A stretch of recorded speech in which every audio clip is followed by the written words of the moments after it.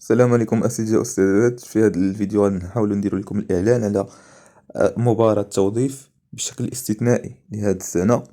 وحنا غادي نتكلموا على جهة مراكش اسفي، واللي هي كترتبط لنا أساسا بالتخصص ديال الاجتماعيات، بينما أن الجهات الآخرين كتسطات وباقي الجهات تقريبا فاتحين غير في التخصصات قليلة، مثلا بحال الفرنسية والرياضيات. الاجتماعيات تقريبا كاينة غير في جهة مراكش اسفي.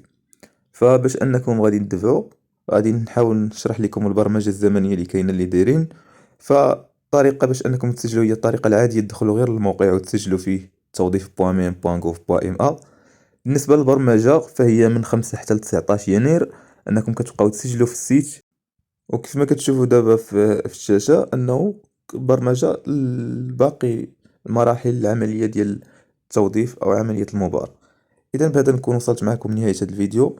ما تنساوش تشتركوا بالقناه، تفعلوا الجرس وبارطاجيو مع الاصدقاء ديالكم باش يشاركوا ويجربوا الحظ ديالهم في هذه المباراه. بالنسبه اللي ما حالفهمش الحظ في المباراه الرسميه، يحاولوا في هذه المباراه الاستثنائيه، وبالتوفيق للجميع.